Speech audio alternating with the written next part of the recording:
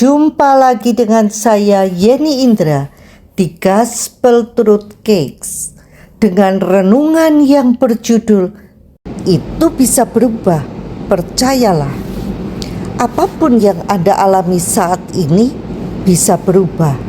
Badai kehidupan datang dan pergi. Beberapa tantangan mungkin merupakan hasil dari kesalahan masa lalu, dan beberapa tantangan mungkin hanya merupakan konsekuensi dari hidup di dunia yang berdosa serta berada di antara orang-orang yang terhilang. Tantangan kesehatan dapat disebabkan oleh banyak hal, namun pada akhirnya semua permasalahan tersebut dapat diatasi dengan tanggung jawab bersama. Situasi Anda bisa berubah. 2 Korintus 4 ayat 18 berkata, sebab kami tidak memperhatikan yang kelihatan, melainkan yang tidak kelihatan. Karena yang kelihatan adalah sementara, sedangkan yang tidak kelihatan adalah kekal. Jawabannya ditemukan dalam apa yang bisa Anda lihat. Sebagian besar orang Kristen hidup pada level jiwa yang terpancang pada apa yang bisa ditangkap oleh panca indera, perasaan, dan emosi mereka. Endingnya terjebak di sana. Namun, seharusnya orang percaya mempunyai visi rohani. Paulus menasihati kita agar melihat hal-hal kekal yang tidak terlihat melalui indera rohani kita. Bagaimana kita melakukannya? Perkataan-perkataan yang kukatakan kepadamu adalah roh dan hidup. Yohanes 6 ayat 63. Kita harus belajar melihat firman-Nya yang bersifat roh, lalu bisa memilih apakah kita membiarkan panca indera kita yang menentukan jalan kehidupan kita, atau kita memilih mempercayai janji-janji Tuhan. Itu yang akan menentukan kekalahan dan kemenangan kita. Yesus menghadapi tantangan yang sama di padang gurun bersama iblis. Perasaannya ditantang 40 hari tanpa makanan, kemudian berhadapan muka dengan ular yang sama yang dihadapi Adam dan Hawa di Taman Eden. Nafsu daging, nafsu mata, dan keangkuhan hidup, semua pilihan ini merupakan pilihan yang menggoda bagi Yesus.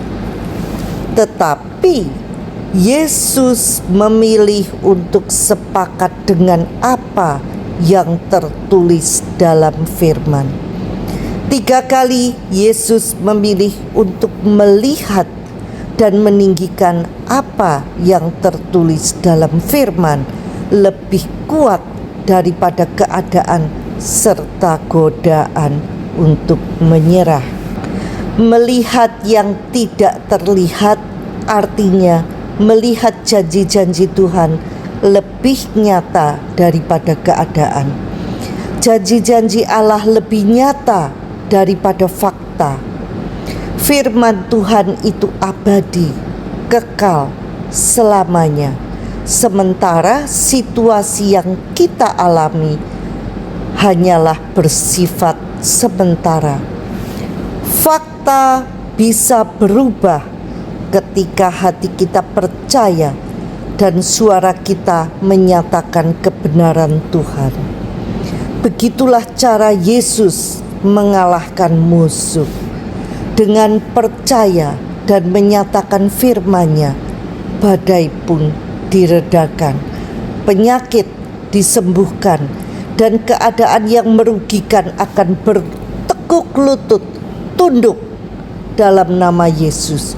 Itu semua ditentukan oleh apa yang kita lihat melalui hati kita. Apakah kita bisa hidup berkemenangan? Apa yang penting? Stok firman yang ada di hati kita.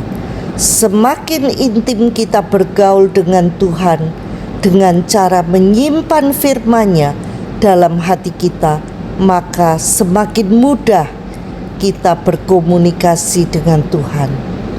Bagaimana cara Tuhan berbicara? Dengan menghidupkan firman yang tersimpan di dalam hati kita. Quickening spirit. Semakin banyak stok firman dalam hati kita, semakin banyak firman yang bisa dihidupkan, sehingga semakin lancar dan presisi komunikasi kita dengan Tuhan. Semakin gayeng komunikasinya, ngobrolnya, percakapan, serta diskusinya dengan Tuhan. Di mana tempat kelimpahan kita? Di tengah-tengah kehendak Allah. Kerap orang berharap Tuhan berbicara dengan suara audible yang bisa ditangkap telinga, atau berharap secara spektakuler tiba-tiba firman seolah melompat dari Alkitab.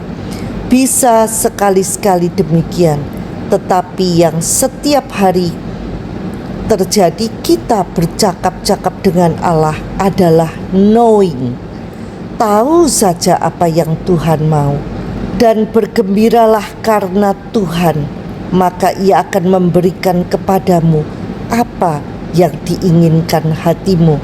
Mazmur 37 ayat 4. Semakin kita fokus pada Tuhan, terus-menerus mendengarkan firman-Nya dan menyadari kehadirannya tanpa diusahakan, tanpa diupayakan, kita semakin serupa dengan Tuhan.